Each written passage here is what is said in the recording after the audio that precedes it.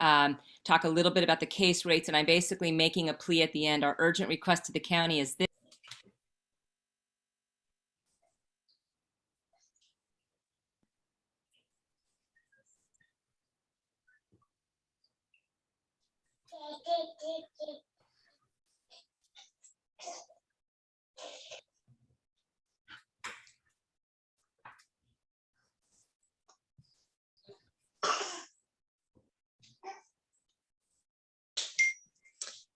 Hello, everyone. Good morning. Okay, I'm going to just ask as we get started for everyone to make sure that you stay muted, please, on your end. We have 6 speakers that will go this morning. And thank you to those the press that are here to be with us today. So it looks like we're almost ready.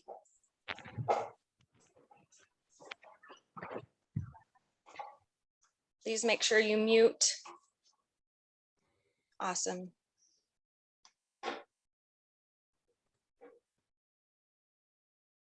All right, it looks like we are good to go. Okay, so good morning, everyone. Again, my name is Danielle Carlock Stewart. I am a parent of 3 middle and high school children in San Diego Unified. Now, although my children are vaccinated, I care deeply about the public health in our community and as well as in our schools. Public health is not a choice. San Diegans for Safe Schools is sounding the alarm as COVID-19 cases in our community are continuing to surge, bringing us very close to hitting and then eclipsing what was our highest peak last academic year. And schools have not yet opened their doors in San Diego Unified. So we are very concerned about what this Delta variant, as it being more contagious, is going to do once we do open our doors.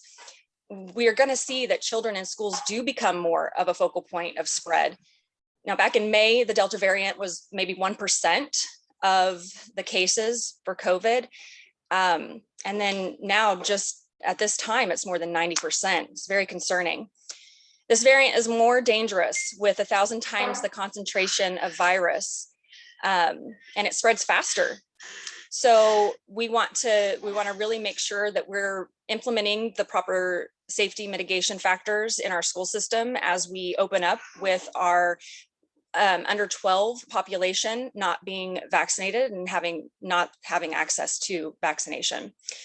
So case rates for COVID-19 in children ages 0 to 9 are now 7 times higher than they were this time last year, and it's increasing. We have even more infectious, dangerous variant. As I mentioned, Delta, it's threatening our unvaccinated children. In just the last month, we've seen over 400% increase in cases in kids, and hospitalization rates have tripled. Right as we approach this full reopening of schools, we really need to make sure that we're paying attention to what's happening in our community. We want to implement those safety mitigation factors in order to ensure that schools stay open. It's therefore imperative that we urgently take steps to prevent the spread in schools where unvaccinated kids are vulnerable. So to ensure the safety of our schools, students, teachers, and staff, San Diegans for Safe Schools is urgently asking for the following to be implemented district-wide. Masking mandates in crowded outdoor settings and activities. Los Angeles and San Jose Unified School Districts have already done this. School distancing during lunch, as many districts have mandated in California and elsewhere. Also, access to universal testing at each school across the district at least once a week. While we know that mandating testing at least once a week is preferable, having access to our community at each school site is imperative. Also, we are asking that virtual academy be accessible at any point in time during the school year as we see this ever-changing pandemic. So we know throughout the pandemic, San Diego Unified has implemented a lot of safety precautions and measures, and that's what's kept us safe.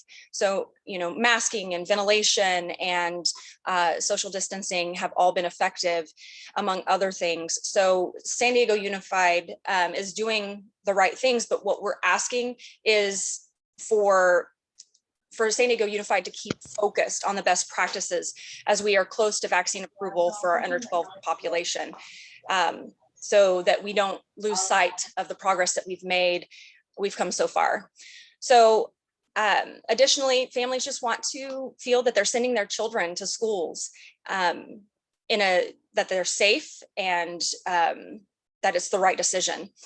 So San Diegans for Safe Schools urges our San Diego Unified School Board of Education to implement these stringent safety measures prior to the start of school by the end of this month. It's also very important to note that this current pandemic, as it surges, is really happening with our unvaccinated population. We're seeing more hospitalizations and people get sicker and from this variant because of unvaccinated populations. So it's really important to encourage vaccination in order to help prevent the spread of COVID, as well as keep our population, communities, and schools safe. So thank you again for attending, and I'd like to throw to Kim Prather at this time. Okay, well, thank you for inviting me to this. And I would like to say good morning, everyone. My name is Kimberly Prather. I'm a professor at UC San Diego. My area of expertise, most relevant to today's press conference, involves studying the airborne transport of aerosols, including infectious aerosols like those that transmit COVID-19. I hold a special place in my heart for San Diego schools, as my own kids attended all grades, K through 12 here. Thankfully, they're now grown up and fully vaccinated. So today I'm here to help share a critical message on the importance of universal masks in schools to protect your kids, teachers, and families. If we want our schools to safely open and stay open, wearing masks is absolutely critical. We must stop transmission, or schools will need to close again. This virus travels in the air. The main way you get infected is by breathing in shared indoor air. The riskiest places are indoors, with people speaking, singing, yelling, and not wearing masks. The virus is spread by people who often do not know they are sick. This is especially true for kids, who most of which do not have symptoms, so they don't know to stay home. Symptom screening simply doesn't work. People produce aerosols just by breathing, talking, singing, and exercising. Most are produced, even more produced, I should say, when you yell. This is how the virus is spread. Not as much by people who are coughing and sneezing. This silent spread is one way the virus has made its way around the world, and we've ended up in this mess. The key step in controlling it is to block the virus before it ever enters the air. After it is in the air, then we have to rely on many other procedures like good ventilation and adding filtration, which just complicates things. One thing is this virus can float in air for hours. It travels much like cigarette smoke. Even if the infected person has left the room, and this is really important, the virus can still linger in the air, and you can inhale it and get COVID-19 and not even have the person that was the infectious person there. Another thing to keep in mind is 6 feet is nothing to an aerosol, which can basically fill a room. This is why masks are so important. Everyone needs to wear masks, because even vaccinated people can transmit this virus. Delta makes school reopening extra challenging, because as you heard, there's 1,000 times more virus that is released into the air by infected individuals than the original virus. This means you can inhale the same amount of virus you used to inhale in 15 minutes in 1 second. This means there is now evidence because of this, that this virus can also be spread in crowded outdoor environments. Masks reduce risk of infection, and really importantly, they also can, we believe, limit the severity or lessen the severity if you do inhale enough to get infected. It is important we learn from other places that are ahead of us with this virus, like the UK and Canada, that were hit by Delta before us and are showing that Delta is different and spreading in schools. The highest number of infections are now occurring in school-aged kids. Yes, kids get sick. Don't listen to anybody who tells you this is just the flu. And basically they can spread the virus. Most will not get symptoms. The damage can be severe. Long COVID is real. Symptoms can linger for months, even for kids that didn't have symptoms. Brain and lung damage can be present for many months, well after the infection, and we don't even know how long. We don't have enough data. It hasn't been long enough. We need to remember that our kids rely on us, the adults, to make the best decisions to protect their safety. Finally, just where do I come from on this? I've helped many districts from around the world open schools and businesses. I helped another San Diego school district that's not North County, San Diego Unified, reopen with over 100,000 kids. There were no outbreaks. Why? Because they listened to the facts, the experts of how we had to clean the air. That was a big part of it. Masks were required at all times indoors. They added better ventilation where possible and filtration to remove the virus from the air, instead of focusing on so much on surfaces, which has been shown not to be the main route of transmission. They did as much as possible outdoors, many activities outdoors, including eating, when masks must be removed. Remember, we live in San Diego, so we have this luxury that most people don't have. They knew this back in 1918, to put kids outside makes a big, big difference because the dilution of the air helps us so much. So one thing to keep in mind is that multiple layers of protection are important. They're more important than ever with Delta. So please, please remember, we are all in this together as a community. The only way we can stop the spread of COVID-19 is by working together. Thank you.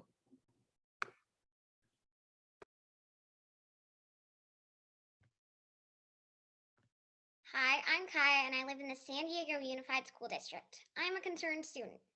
I'm also a fifth grader who is 10 years old, and that means I'm not eligible for the vaccine. No kids in my school are.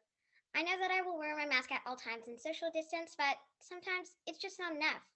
Which is why I'm asking district leaders to take a closer look and create deeper safety precautions. I just want you to keep us safe so you can open up schools and not have to shut them down the next day, like what's happening to so many schools across the San Diego County and other states in the USA. And going back to the point that I'm not old enough to get the vaccine. And yet I'm one of the oldest kids in my entire school. I'm a fifth grader and my school only goes to fifth grade. So like 1 or 2 kids in the whole entire school have the vaccine. That worries me. That said, there's another option for those of us who are really worried. We can go completely online, separated from the rest of our school and placed with a random teacher and random classmates. I don't know what other people think about that.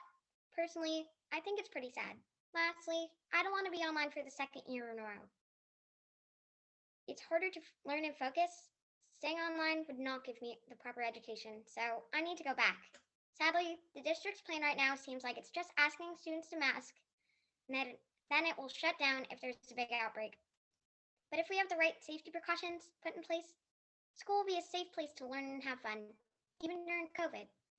Now, I keep saying safety precautions, and many people don't know what I mean by that. I'm asking for schools to have weekly testing for both students and teachers. Also, to take temperatures daily because you never know. Someone might be asymptomatic and spread COVID. Even if you're a vaccinated teacher, there are still chances.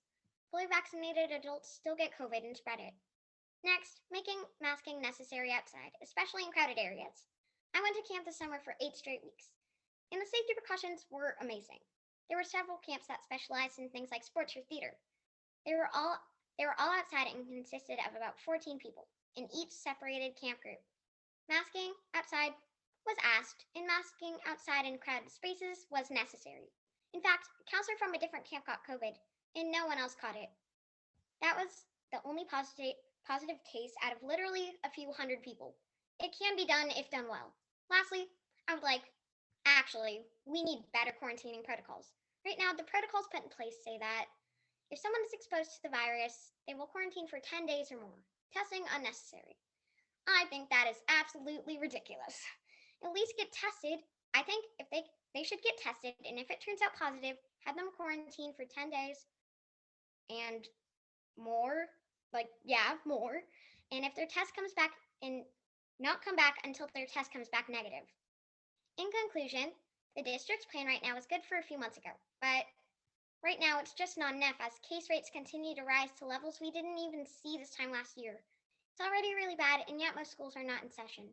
We need to test weekly, take temperatures daily, mask outside in crowded areas, and put the right quarantining protocols in place. I'm happy to say I've never gotten COVID, and I've only had to been tested once. But with the way things are going, it might not always be like that. Please think of us unvaccinated kids when you make your decisions, because public health is never a private choice. Thank you.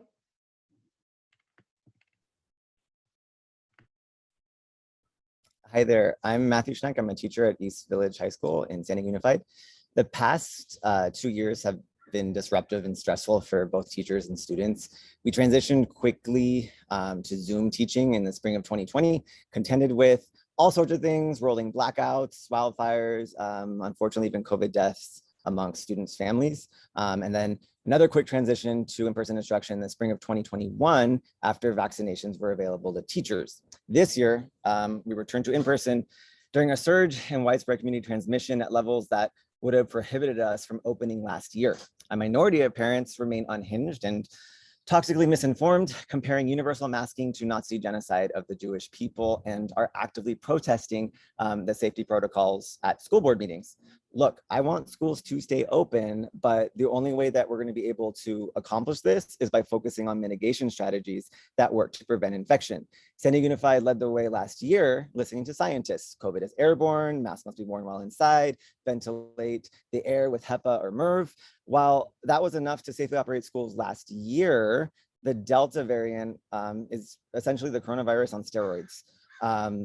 It's more infectious, it's putting more kids in the hospital, and while uncommon, we know that it can break through our vaccines. After the third day of in-person instruction this year, so my school, East Village, is actually, we've been in session now for 2 weeks. The third day, I had a student test positive in my classroom. They were fully vaccinated and they always wore their mask.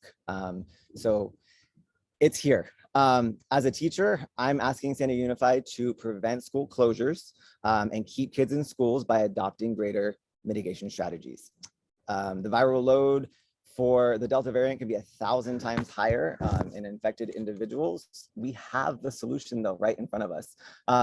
Requiring testing of all students and staff so we can prevent infectious people from even coming into the school building.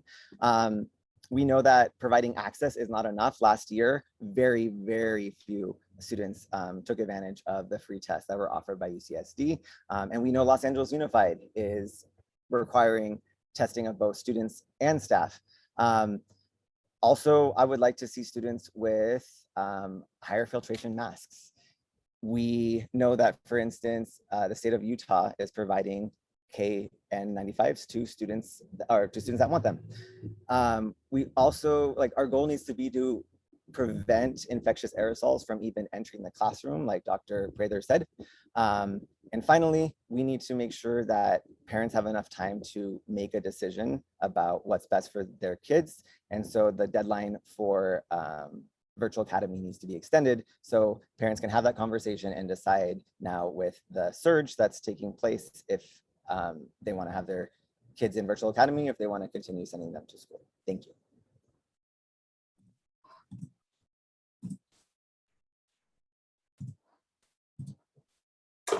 Hello, my name is Adam Fisher. I'm a local parent of 2 school-aged children and a career data analyst. And I prepared this overview in collaboration with another concerned parent and local data scientist, Liz Shulock, just to show the state of where we are in the pandemic.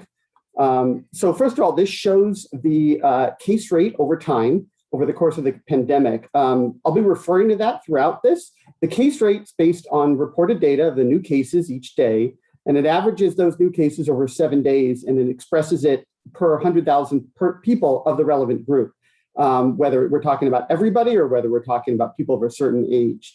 So everything then is comparable to one another. The current case rate at 36 is over 4 times the 8.5 it was last year at this time. And you can see, while it's not quite at its peak of the entire pandemic, it is rapidly approaching that, and at this rate will exceed it. If we look just at the case rate for the kids that are ages 0 to 9, the situation is actually even worse. So the case rates among kids of this age are over 9 times as high as they were last year at this time. And they're on track to surpass their prior peak in just a couple of weeks by mid-September. For ages 10 to 19, some of whom are even vaccinated, even their rates are almost 6 times as high as they were a year ago. If you see here, you can see what the case rates have been by county in the state. June 15th, things look pretty good. July 15th, Things are headed into that under the tiering system, the old purple tier, which was considered the worst, case rates of 7 or above. Now they're even worse than that. You can see here, I even had to create a new color to show where widespread, even 3 times what that threshold was for the purple tier. And then, again, keeping in mind the case rate for the kids in San Diego, ages 0 to 9 is 25.6, and for 10 to 19, 35.3. So that's well over those thresholds.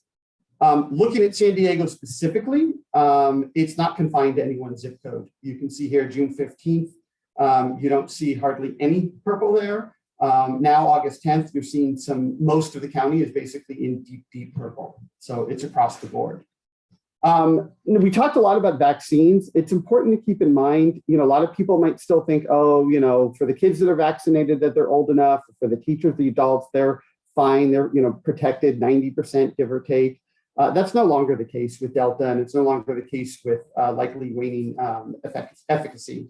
So this is just one example. There's many others, but out of Israel, showing the efficacy against infection is just 39%. So that means, kind of less than half of the cases are being prevented by the vaccine. And this is supported by other data out of Mayo Clinic, Qatar, and other places. And you can see that as well. Yes, definitely it's the case, get vaccinated. It is far worse for unvaccinated. But both groups of people are transmitting. As of July 24th in San Diego, there's a case rate of 4.5 for vaccinated and 41 for unvaccinated. That is around 10 times greater than mid-June.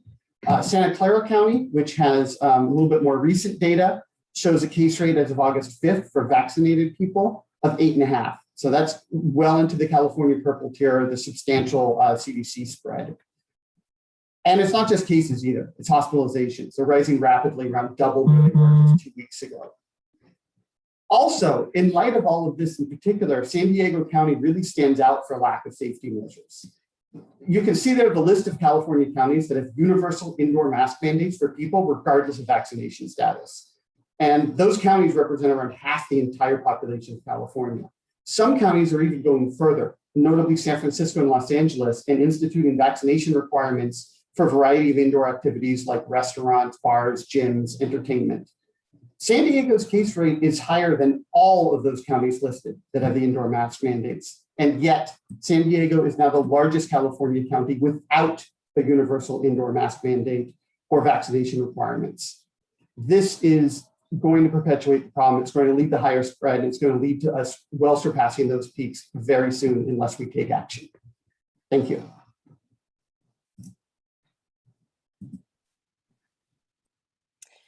Well, thank you all so much for attending today. We're really grateful for our speakers and very appreciative that you all came here to hear us speak.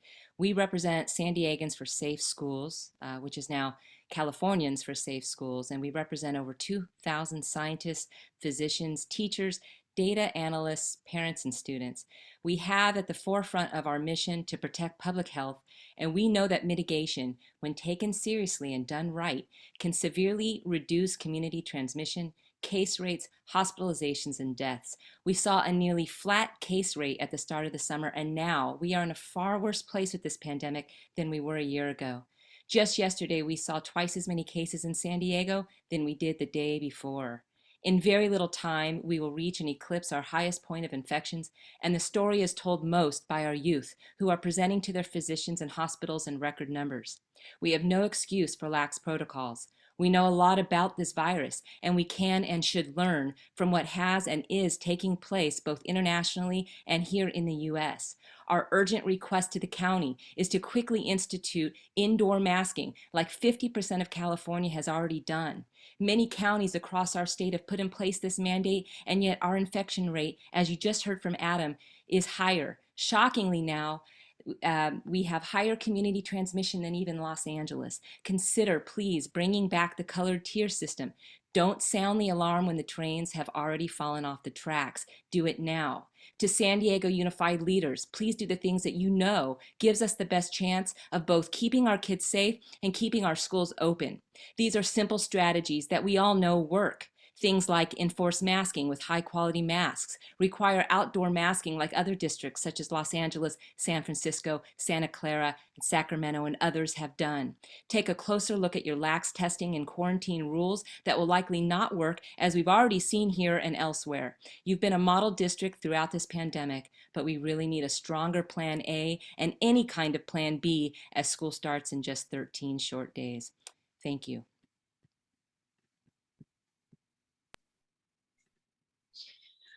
Okay, that concludes this press conference. I want to thank everyone for attending today. If you have any questions, please reach out to me at danielle.sandiego@gmail.com. If you need any other information from us, also let us know. Again, thank you so much for your time, and we'll be in touch again, I'm sure. Take care. Thank you, Danya.